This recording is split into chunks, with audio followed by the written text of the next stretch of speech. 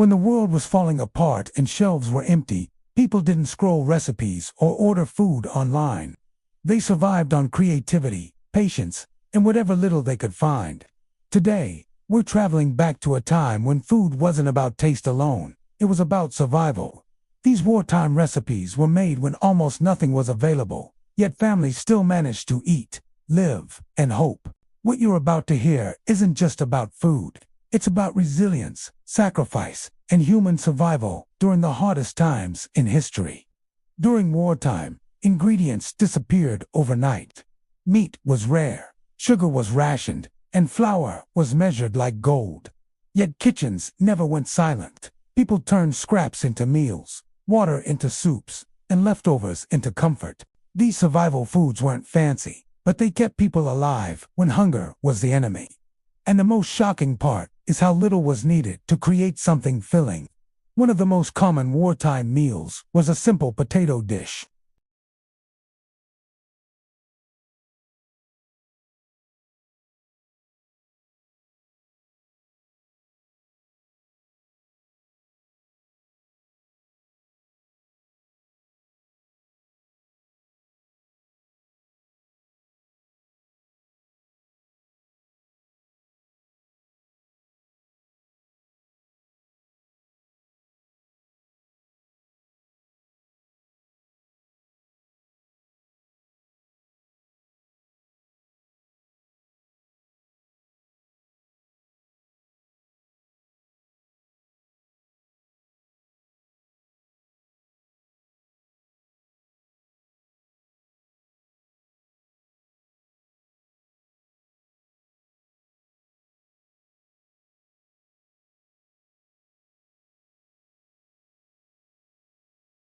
Water, vegetables, and bones were boiled for hours to extract every possible bit of nutrition.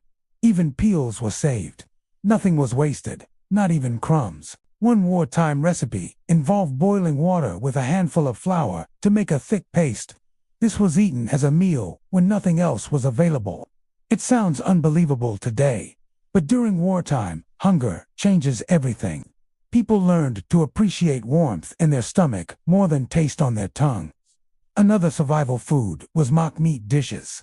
People used beans, lentils, or mashed vegetables shaped like meat to trick the mind into feeling full. Psychology played a role in survival. If food looked familiar, it felt comforting, even if it wasn't real meat. Sugar was rare, so desserts disappeared. Instead, people made sweet dishes using carrots, beets, or dried fruits. Carrot puddings and beet cakes became common. These recipes were shared quietly between neighbors, passed like secrets. Sweetness became emotional, not just physical. Milk shortages forced people to invent substitutes. Powdered milk, diluted milk, or plant-based alternatives were used long before they became trends. Some families mixed water with tiny amounts of milk to make it last for days. Children grew up on watered-down drinks, yet they survived. Eggs were rationed, so baking changed forever. People learned how to bake without eggs by using vinegar, baking soda, or mashed vegetables. Wartime cakes were dense and dry, but they were still cakes. Birthdays were celebrated quietly with whatever was possible. Soup became the king of wartime recipes. A pot of soup could feed an entire family. Anything edible went inside. Water, salt, scraps, bones, and vegetables simmered slowly. Soup wasn't about flavor, it was about warmth and life. People believed that as long as the pot was boiling, hope was alive. One famous survival meal involved just bread soaked in water or broth. This simple dish kept people alive when chewing solid food became difficult. Elderly people and children relied on this more than anything else. Fat was extremely limited. Butter and oil were rationed strictly. People reused cooking fat again and again until nothing remained.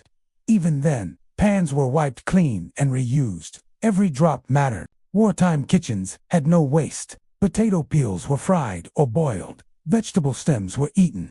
Stale bread was never thrown away. It became crumbs, thickener, or filler for other meals. Survival taught people respect for food. Families planned meals days ahead. Nothing was spontaneous. Portions were measured, saved, and shared carefully. Children were taught early not to complain.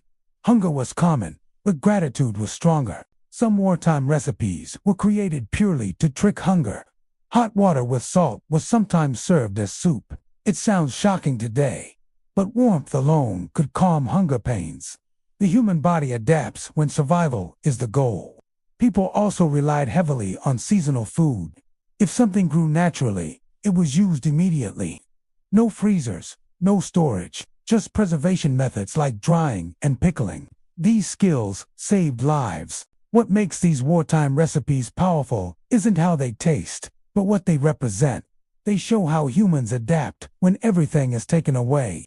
These survival foods carried families through bombings, shortages, and fear. Many people today talk about minimalism, but wartime minimalism was forced.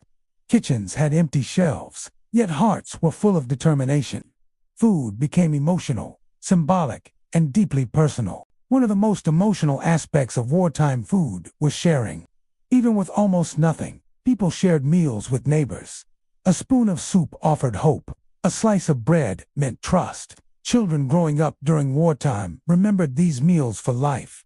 Not because they were delicious, but because they represented safety during chaos.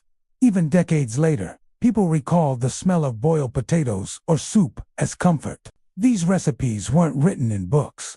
They were passed orally, whispered, remembered. Survival knowledge became family heritage.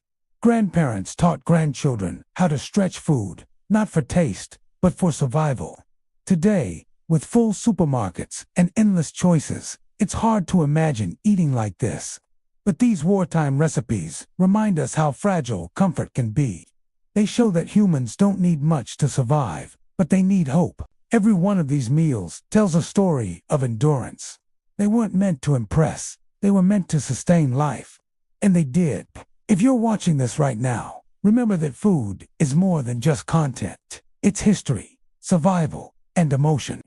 These wartime recipes, made with almost nothing, kept millions alive when the world was breaking. If this story made you think, feel, or imagine life differently, make sure to support the channel and stay connected. For more powerful history stories like this, don't forget to visit the channel and watch the next video.